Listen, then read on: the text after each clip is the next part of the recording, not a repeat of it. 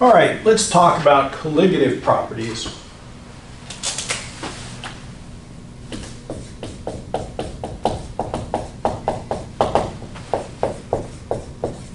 There are 4 of these. We're going to look at them one by one. Boiling point elevation, freezing point depression, and vapor pressure lowering. There's one last one, osmotic pressure.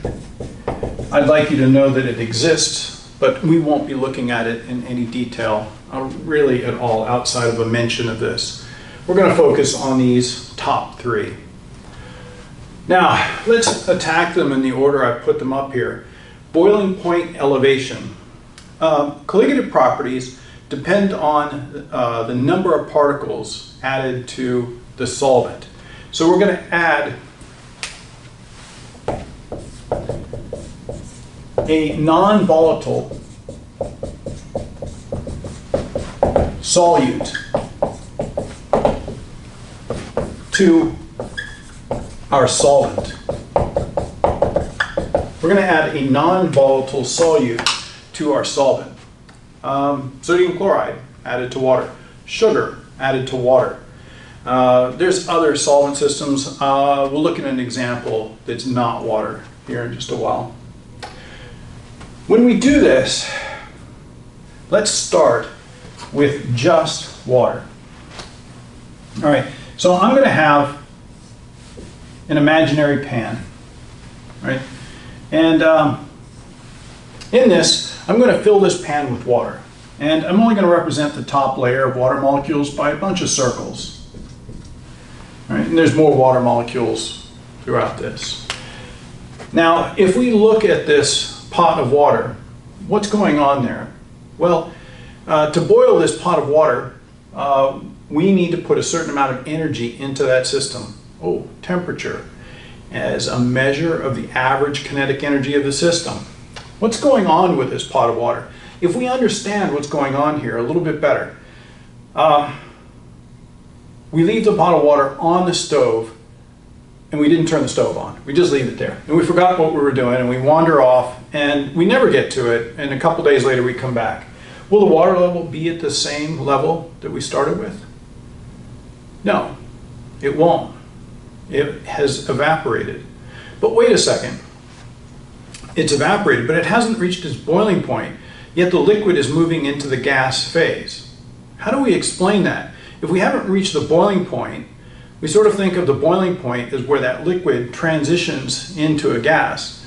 Yet here, we just left it on the stove at room temperature, and yet the level has decreased. What's going on? Well, guess what helps us explain that? Maxwell's distribution. All right, so we have one curve at, again, some T1, and this is going to represent, say, our room temperature. And let's just make up a room temperature. Let's say it was 23 degrees C in our room temperature. And that's sort of it's a coolish room. And what's going on? Our water molecules keep leaving the system. Well, think about what water has to do to leave that system. Water is hydrogen bonding. And we have to break that hydrogen bond. You have to break that hydrogen bond. The reality is it's more complicated than that, isn't there? There's typically multiple hydrogen bonds, 2, 3, or even 4 hydrogen bonds. So when we start thinking about this example,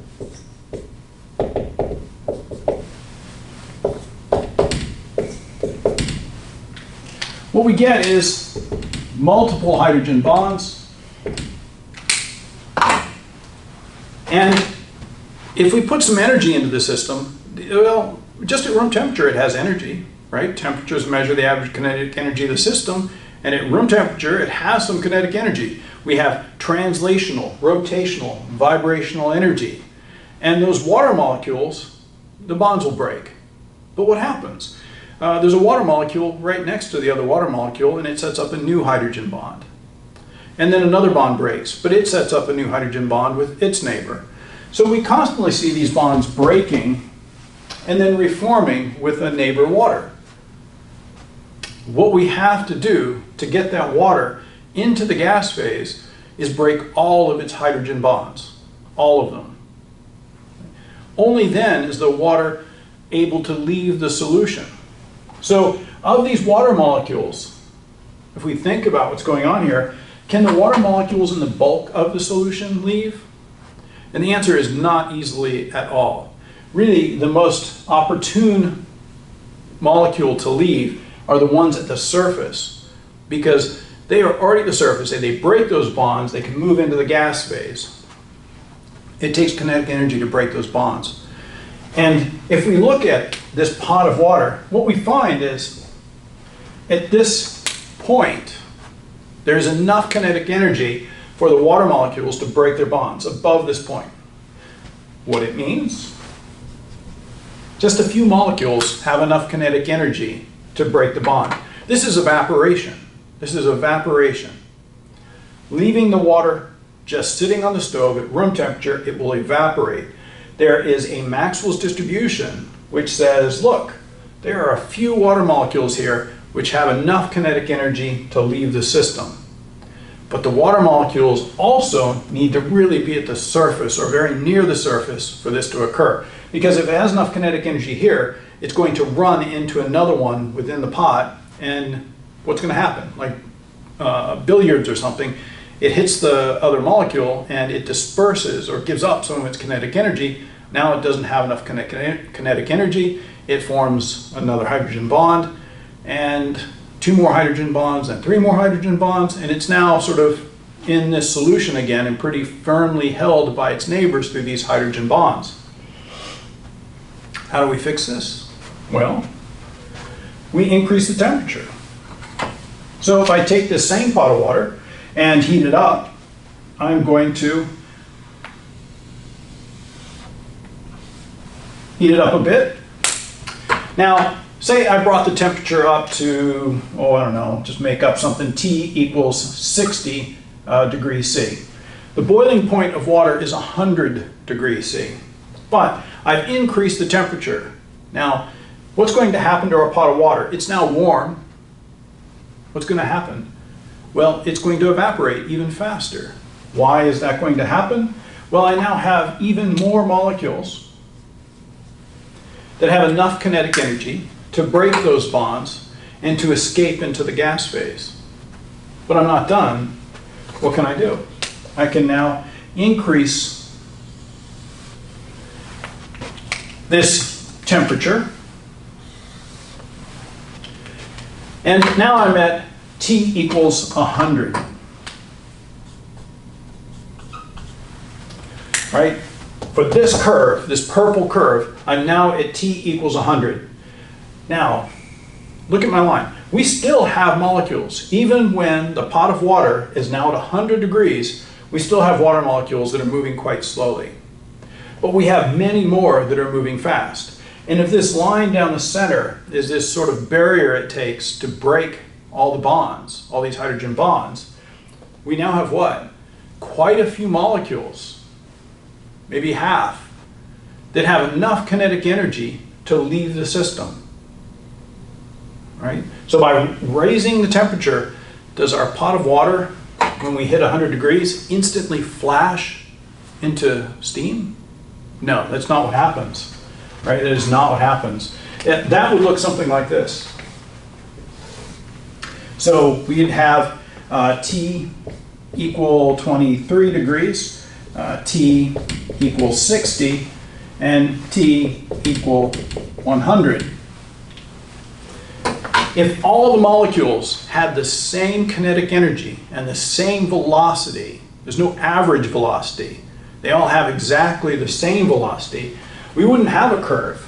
We would have these straight lines because all the molecules are all water and they're all moving at exactly the same velocity.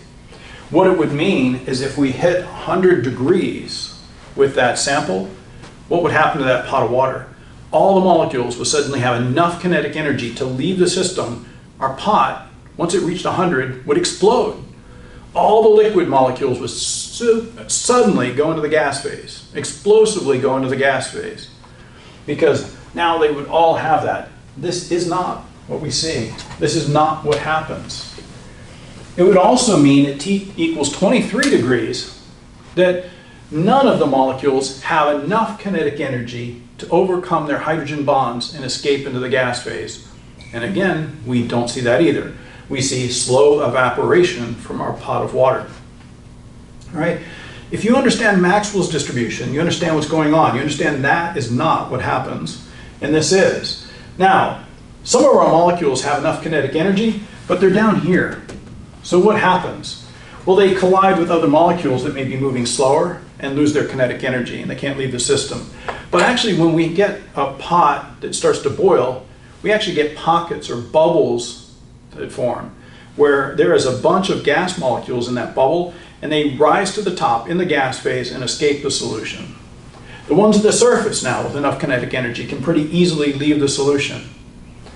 Now, these molecules keep leaving the solution. When they leave the solution, they're carrying a considerable amount of kinetic energy, leaving behind the slower molecules. What's going on now? We still have a flame under this. And that flame is heating this pot, and it continues to add kinetic energy. So the curve keeps shifting and shifting and shifting until what? The pot is empty. The pot's empty. All right.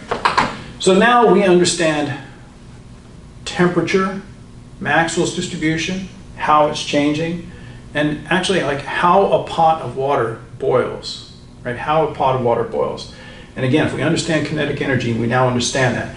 This one, it doesn't flash immediately into steam. Once it starts to boil, pretty quickly, most of your molecules will be gone. Our pot will be empty pretty quickly, and we've probably all done that. We set it to boil, the phone rings, someone's at the door, we forget what we're doing, we come back to a really stupid hot pot, which has no water in it. And we've done the other, which is just leave some water somewhere, and it slowly evaporates, but only slowly. And of course, the lower the temperature goes, the fewer the molecules that can go into the gas phase or evaporate. All right. Once we're here, though, we've reached the boiling point. Lots of molecules have plenty of kinetic energy, and they move into the gas phase. They move into the gas phase. Getting back to boiling point elevation. Boiling point elevation. We're going to look at a formula for this in just a moment. But right now, what I'd like to look at is how does that work? We're going to put a non-volatile solute into our pot of water. Now let's just take something simple like sugar. Right? We'll just put some sugar in there. As the water boils, and if you've ever had sugar water and boiled it, it actually is going to have a higher boiling point. And there's a physical reason for that. If we look here, and I'm just going to color some of these dots a little darker, representing something like our sugar. Now these would be dispersed throughout the volume, but some of them are going to be at the surface, some of them are going to be within the bulk of the solution. And what we'll see is there is now one, think of it as an exit ramp.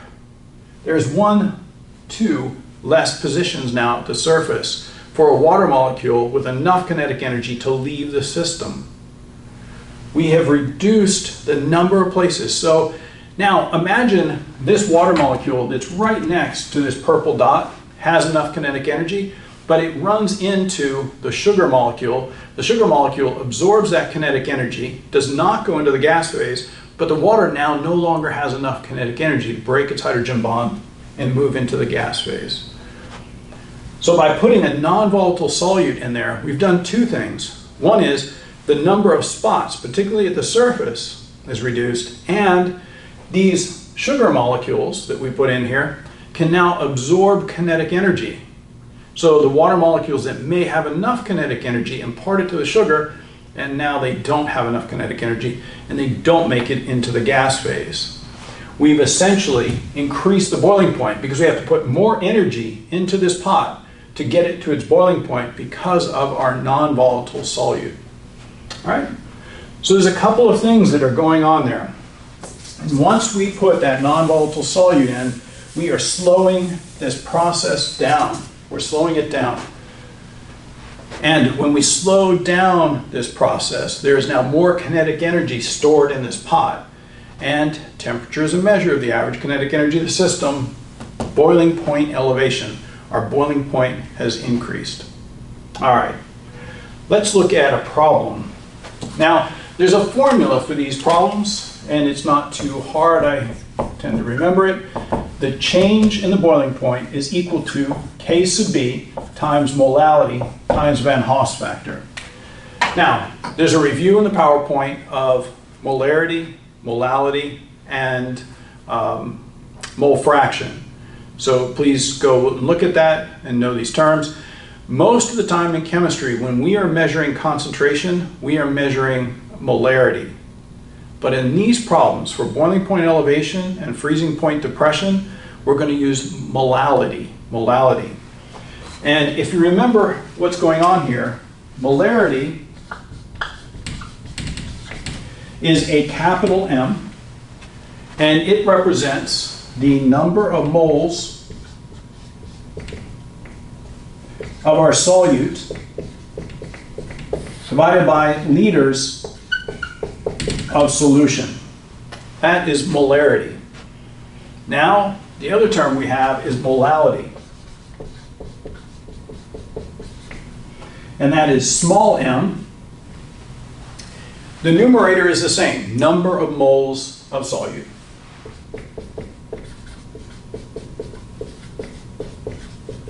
The denominator is different. It is kilograms of solvent.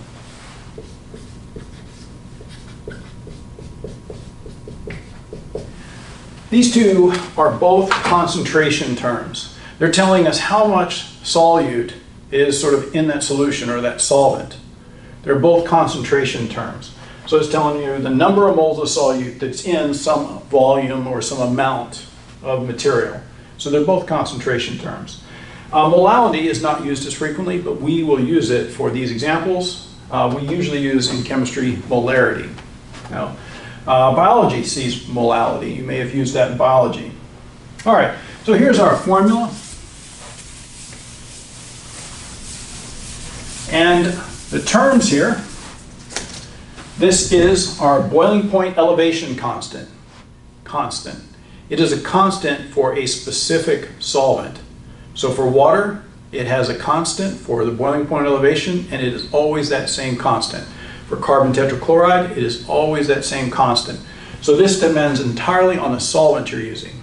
The molality, right, which is moles of solute per kilograms of solvent, and then I. We're going to go into I a little bit later. It is the Van Hoff's factor. All right, so let's look at a simple example, and I think well, I'll just make one up. Well, I've got one written down here already. So,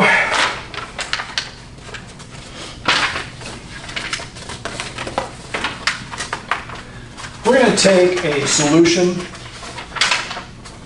and in this particular case, let's look at a solution that is 1.0 molal sucrose, so sugar.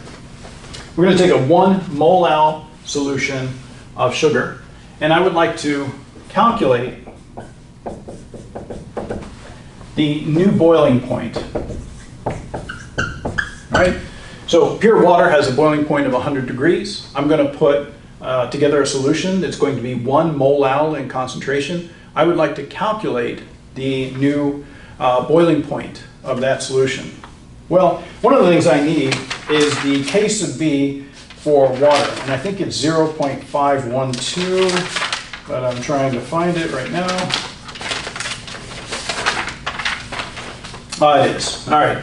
So how did I find this? Well, I looked that up. 0.512. The units for that, degrees C per molal. The molality here, I picked an easy one, just 1.0 molal, small m. That's also a small m. It's sort of unfortunate that they are both, they're spelled pretty close to the same, and they're both represented by m, but one is large m, one is small m. Our Van Hoff factor, we're going to talk about this later. I'll give it to you right now. It is 1 in this case. For sugars, it is 1. What does this mean? Well, molal, cancel out. Van Hoff factor has no units, so this will be 0.512 degrees C. This is our delta T sub B, our change in boiling point. We've just calculated the change in boiling point, and it's about ½ a degree. So making this 1 molal solution of sugar increase the boiling point. Now here's the part. Is that our new boiling point? No, it's not boiling at ½ a degree Celsius. That would be close to freezing. This is the delta T, the change in temperature. So our original boiling point is 100 degrees C. Our change or increase is 0.512 degrees C. So we're now at 100.5 degrees C. We had about a 0.5 degree increase in our boiling point for this sugar solution. Right? Huge? No, but we could keep putting sugar in this. Sugar is pretty soluble, and we could keep pushing the boiling point up.